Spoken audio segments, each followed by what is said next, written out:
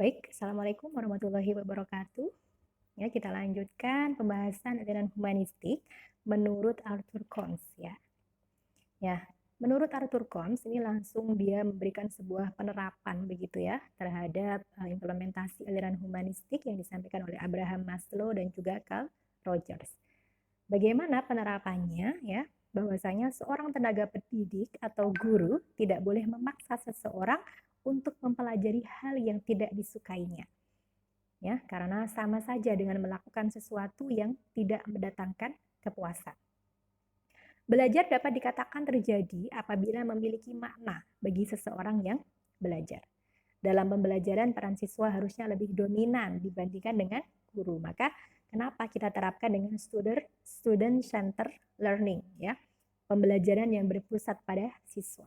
Jadi betul-betul memahami bagaimana tipe karakter belajar siswanya.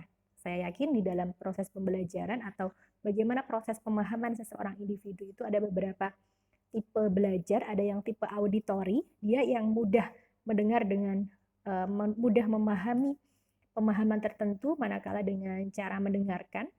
Ada tipe yang visual, dia harus melihat gitu ya secara indera penglihatannya, dan juga ada yang tipe kinestetik yang dia harus memperagakan, harus mengalami langsung terhadap pengalaman pembelajaran itu atau experience ya, experience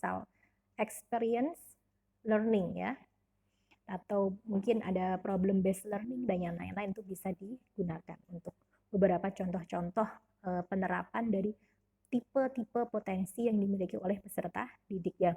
Kalau guru memahami masing-masing kemampuan yang dimiliki oleh masing-masing individu begitu ya, bisa jadi guru tidak akan memberikan penilaian bahwasanya anak ini lebih cerdas atau anak ini kurang baik dalam hal penerimaan, ataupun ada statement bodoh cerdas begitu loh, tapi kita bisa betul-betul menghargai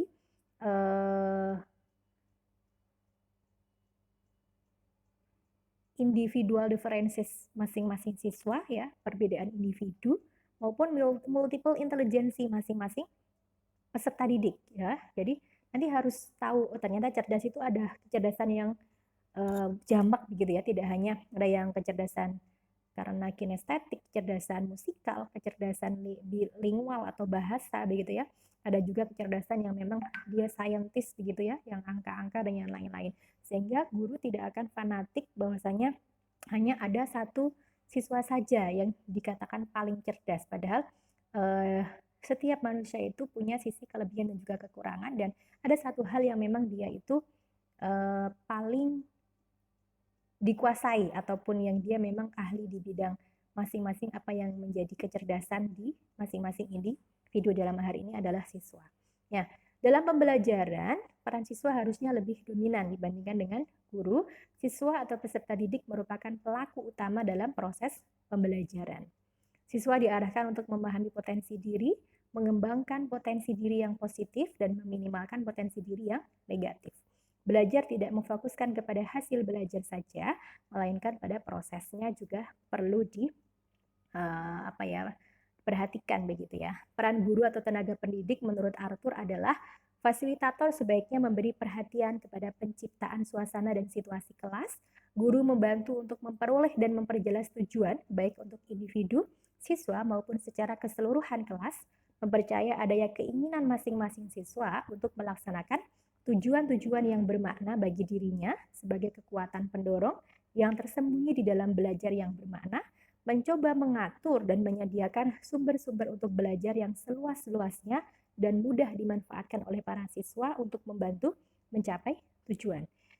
Kemudian menempatkan dirinya sendiri sebagai suatu sumber yang fleksibel untuk dapat dimanfaatkan peserta didik, menanggapi ungkapan-ungkapan di dalam kelompok kelas, dan menerima baik isi yang bersifat intelektual dan sikap-sikap perasaan, dan juga mencoba untuk menanggapi dengan cara yang sesuai baik bagi individual ataupun kelompok. Jadi bagaimana kemudian guru itu berusaha memahami siswa ini, cukup merasa senang nggak sih dengan proses pembelajarannya, ataupun ada berupa feedback ataupun saling mengevaluasi begitu ya, dari hasil evaluasi itu kemudian bagaimana feedback dari pendidik atau guru terhadap apa yang sudah dirasakan oleh eh, peserta didik atau siswa itu, sehingga kedepannya ya proses pembelajaran dan juga proses kerjasama baik antara guru dan siswa ini betul-betul proses pembelajaran yang membahagiakan, proses pembelajaran yang bermakna gitu ya, sehingga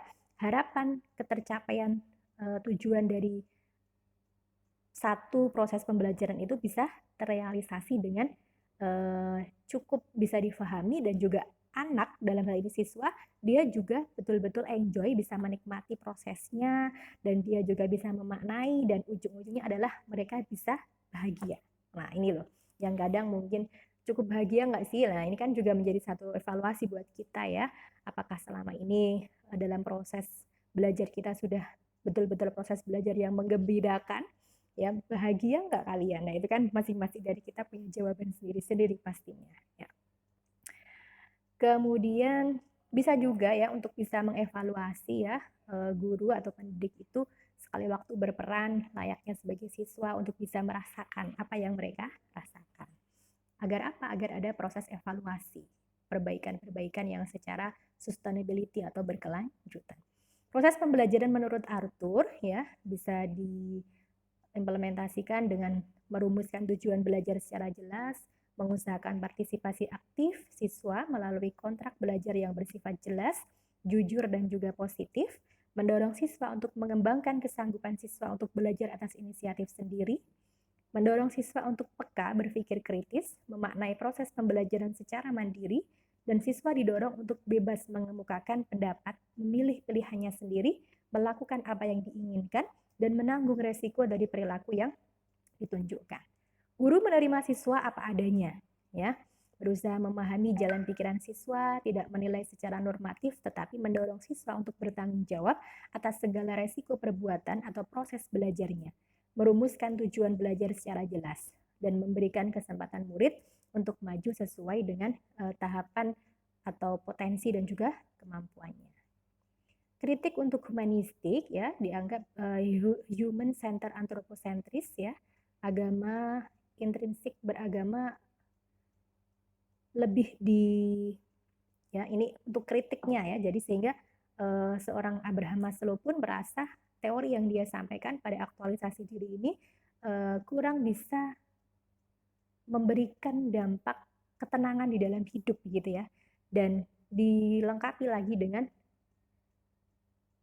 peak experience atau pengalaman puncak yang bisa diartikan sebagai mungkin pengalaman-pengalaman spiritual ya, karena di sini agama tanpa Tuhan begitu ya, belum ada peran Tuhan di dalam teori yang disampaikan oleh Abraham Maslow, karena kita yakin kebutuhan dari awal sampai akhir itu kita sebagai orang yang beragama Islam begitu ya, memahami dan juga meyakini bahwasanya segala kebutuhan manusia itu berkaitan rizki, jodoh ya, dan kematian itu sudah ada yang mengatur, dan yang maha menghendaki terhadap diri kita gitu ya. Yang bisa dilakukan oleh manusia adalah berusaha, berdoa, dan juga memasrahkan semuanya kepada Allah. Masalah hasil itu adalah bentuk jawaban dari serangkaian usaha kita yang sudah berusaha secara maksimal.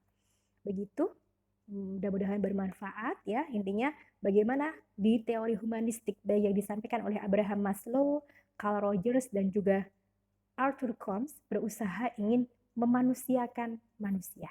Ya, bagaimana kalau kita ingin dihargai orang-orang lain, kita juga harus berupaya bisa menghargai orang lain. Kalau kita ingin disayangi orang lain, maka bagaimana kemudian kita juga harus bisa menyayangi orang lain, karena hukum di dunia ini kausalitas atau hukum sebab akibat saling apa ya, ada hukum timbal balik begitu ya. Kalau kita berperilaku ini, maka akibatnya seperti apa. Maka ya tetap berbuat baiklah meskipun orang lain menganggap kita tidak seperti itu begitu ya. Yang penting kita tahu betul kita tidak menyalahi orang lain, tidak menyakiti orang lain, asal itu baik dan benar, dan bisa memposisikan manusia itu sebagaimana harkat martabat manusia yang sesungguhnya. Why not begitu ya, mengapa tidak kita tetap terus melaju melakukan hal-hal yang terbaik dalam kehidupan kita. Sukses terus untuk kalian semua ya, mudah-mudahan, dan hasil maksud apa yang menjadi cita-citanya ya gali terus potensi yang kalian miliki ya, dan harus punya goal orientasi ke depan. Mudah-mudahan semuanya sehat, mudah-mudahan semuanya hasil maksud sukses, bahagia dunia dan akhirat. Amin Allahumma amin. Wallahu alam bishawab. Mudah-mudahan bermanfaat. Jika dianggap uh, bermanfaat dan juga cukup bisa memahamkan begitu ya, bisa like dan juga subscribe. Terima kasih. Wallahu alam bishawab. Akhirul kalam. Wassalamualaikum warahmatullahi wabarakatuh.